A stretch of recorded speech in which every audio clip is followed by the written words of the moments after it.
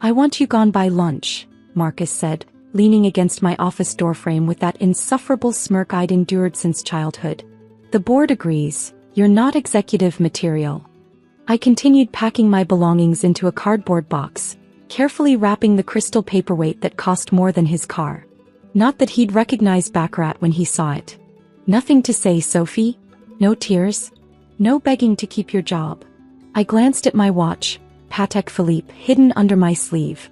Actually, I do have something to say. Shouldn't you be preparing for the 2 p.m. board meeting? His smirk faltered slightly.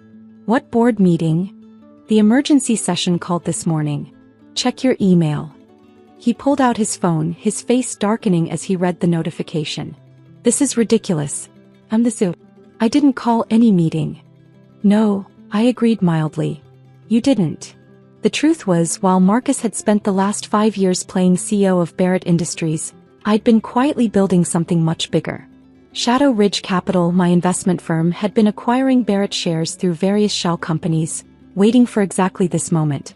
My phone buzzed with a message from my CFO. All shares secured. We now control 80% of Barrett Industries. Ready to proceed with the revelation? What are you smiling about? Marcus demanded. You're the one being fired. I placed the last item in my box. A framed photo of our father on the day he founded Barrett Industries. Just thinking about how much can change in an afternoon. Nothing's changing except your employment status, he snapped. The board agrees you're too soft for this business. Always wanting to innovate and modernize instead of sticking to what works. What works? Like the outdated manufacturing processes that were bleeding money. Like the resistant to change management style that had driven away our best talent. Like the nepotism that had put Marcus in charge simply because he was born first. The board meeting should be interesting, I remarked, checking my phone again. Especially the ownership disclosure portion. What ownership disclosure? I own 20% of Barrett Industries. Father left it to me. Yes, I nodded. You own 20%. Would you like to know who owns the other 80%? His face reddened. The shares are divided among the board members. Has been for decades. We're divided, I corrected. Until Shadow Ridge Capital started buying them. Quietly. Systematically. Until they owned a controlling interest. Marcus laughed, but there was an edge of uncertainty in it. Shadow Ridge? That giant investment firm that's been swallowing up companies across the country? What do they have to do with this? I picked up my box and walked to the door, pausing beside him. You'll find out at 2 p.m. Don't be late, brother dear. It would look bad for the CEO to miss his own demotion. Demotion? He grabbed my arm. What are you talking about? I looked pointedly at his hand until he released me. Did you ever wonder why I never fought back? All these years of your condescension, your sabotage, your claims that little sister wasn't tough enough for business. His face had lost some of its color. You're bluffing. Trying to scare me. Check the shareholder registry, I suggested. It was updated this morning. He practically ran to his computer, fingers shaking as he logged in. I watched his face go from confident to confused to ashen as he scrolled through the ownership records. This is impossible, he whispered. Shadow Ridge owns everything? Almost everything, I corrected. You still have your 20%. For now. But who? He looked up at me, realization finally dawning. Oh, you can't be. Sophie Barrett, CEO of Shadow Ridge Capital, I said softly. Amazing what the little sister can accomplish while big brother is busy playing corporate tyrant. The office had gone quiet, other employees sensing the shift in power. Through the glass walls, I could see them trying not to stare as Marcus's world crumbled. The board meeting is in 3 hours, I reminded him. Just enough time for you to clean out your office. After all, I smiled, echoing his earlier words, you're not executive material. The Barrett Industries boardroom had always felt like a theater stage to me, with its dramatic floor-to-ceiling windows and imposing mahogany table. Today it would host its most dramatic performance yet. I arrived early, taking my usual seat at the far end, the spot Marcus had assigned me to know my place.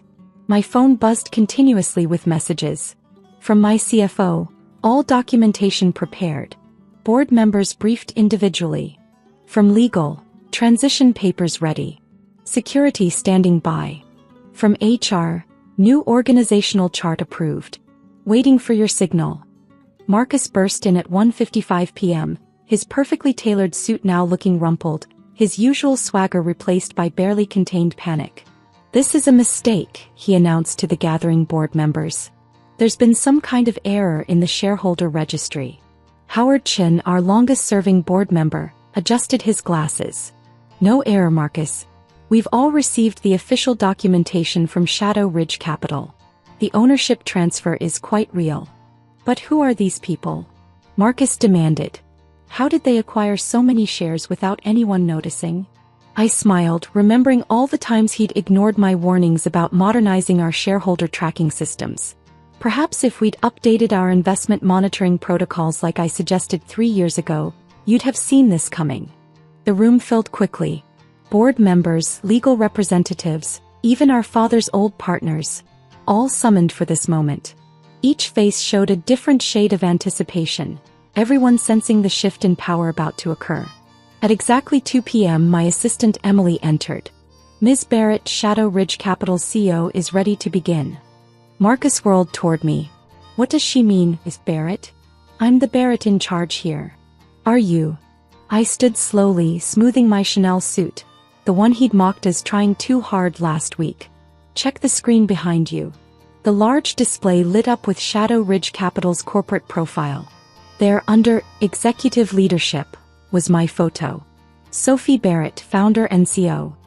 The boardroom erupted in murmurs. Marcus staggered back, gripping the table for support. "Impossible," he whispered.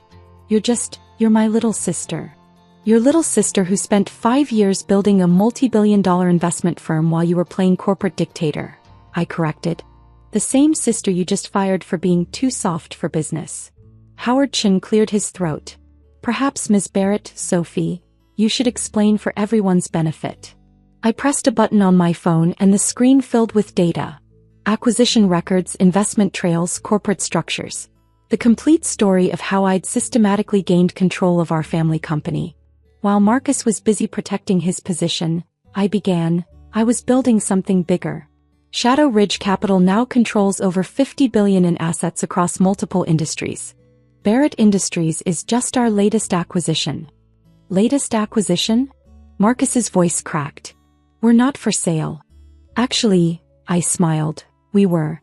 Every time a board member wanted to retire, Shadow Ridge was there to buy their shares. Every time the stock price dipped, we bought more. Always through different subsidiaries, different names, until you owned us all," Howard finished, something like admiration in his voice. "But the money," Marcus protested. "The resources needed. Remember that silly little consulting business I started after college?" I asked. "The one you mocked for being small-time? It grew, invested, expanded. While you were having 3 martini lunches at the club, I was building an empire." My phone buzzed again. Security teams in position, ready to escort former CEO from premises. "Now," I continued, taking the CEO's seat at the head of the table, "let's discuss the future of Barrett Industries. Starting with its leadership." Marcus straightened, desperation replacing shock. "You can't fire me. I'm still a shareholder." "A minority shareholder," I corrected, "who just spent the morning bullying and firing the majority owner. Not your wisest move, brother." The board members shifted uncomfortably, many probably remembering times they'd supported Marcus's decisions against their better judgment. "However," I added, "I'm not you. I don't fire people for personal satisfaction. Instead, I'm offering you a choice." "What choice?" he asked warily. I slid a folder across the table. "Option 1. Sell your shares to Shadow Ridge at current market value and leave with a generous severance package. Option 2. Keep your shares, but take a position more suited to your actual abilities." "What position?" "Junior Operations Manager," I replied. "Where you'll learn how a modern company actually works, not just how to play CEO." The boardroom had gone silent, all eyes moving between us like spectators at a tennis match. "This is revenge," he accused. For all the times you undermined me, dismissed my ideas, treated me like an inconvenience." I stood up, commanding the room's attention. "No, Marcus. This isn't revenge. It's correction. A chance to learn what I had to learn. That real leadership isn't inherited, it's earned. The next morning's business headlines wrote themselves. Shadow Ridge Capital reveals ownership of Barrett Industries. CEO discovers his little sister is actually his boss. I sat in my real office, the entire top floor of Shadow Ridge Tower, watching the city wake up while messages flooded my phone. Board members, brilliant move. Always knew you had potential. Former executives, remember me? I always supported you. Industry peers, impressive strategy. Let's do lunch. And finally, Marcus, we need to talk. Emily entered with the morning briefings.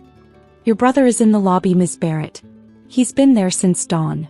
I checked the security feed. Marcus looked different.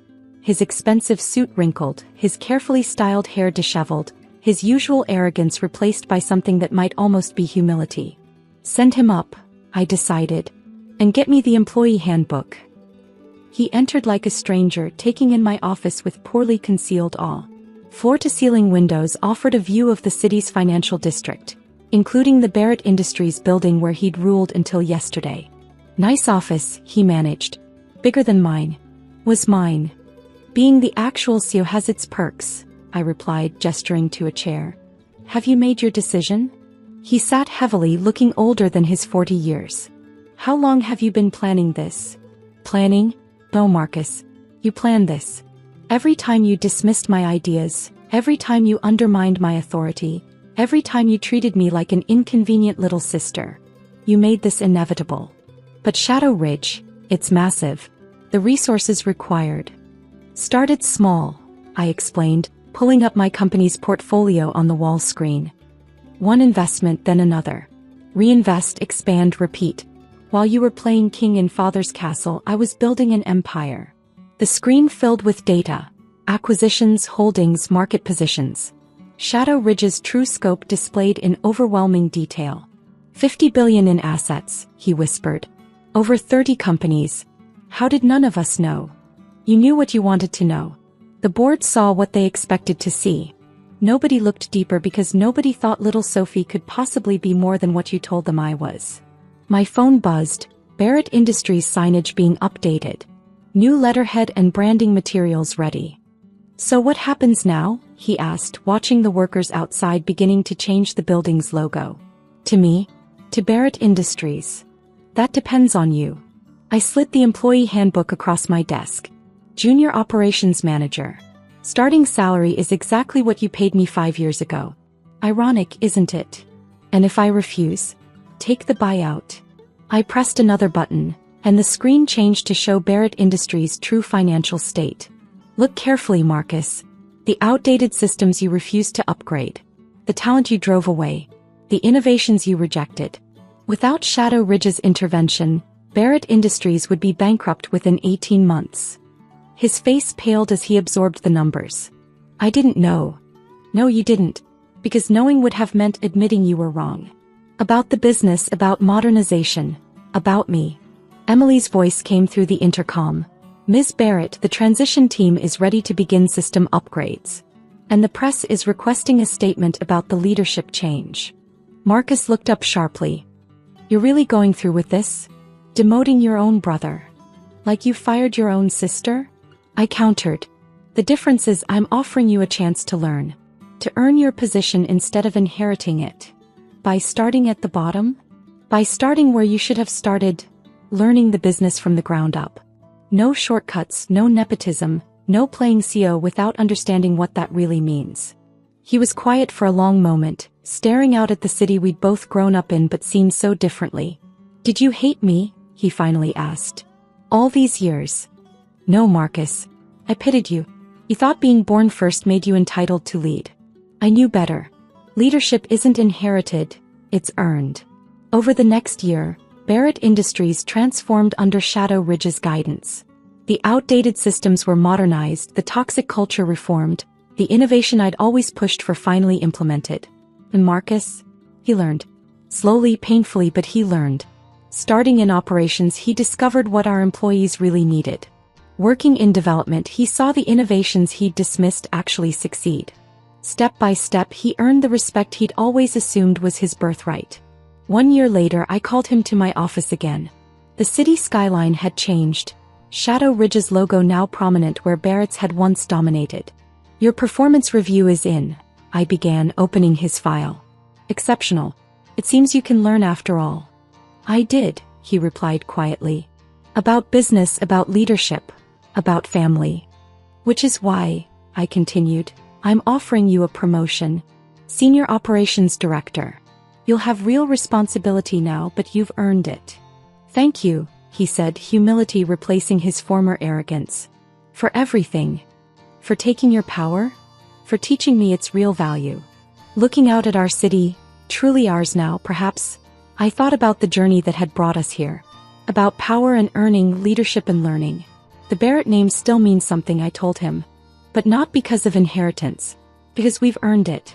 He understood then, this brother who had once thought birthright was enough. That true leadership can't be given.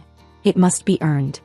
As the sun set over our city, casting long shadows across the buildings we now truly shared, I realized that sometimes the best revenge isn't taking someone's power. It's teaching them how to truly deserve it. 5 years later, at Barrett Industries' 50th anniversary celebration, Marcus and I stood together on the stage of our newly built conference center. The audience was filled with employees, both old and new, watching as we unveiled the company's new mission statement. Innovation through understanding, leadership through learning. "Remember when I fired you?"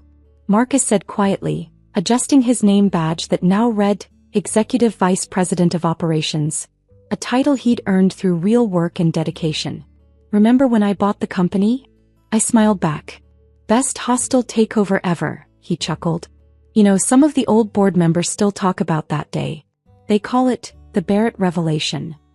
Behind us, the screen displayed both our company's logos, Shadow Ridge Capital and Barrett Industries, now partnered rather than opposed. It was a symbol of how far we'd come, from siblings at war to true business partners. "We built something better than what we inherited," I observed, watching our employees mingle and collaborate. "No," Marcus corrected, "you built something better.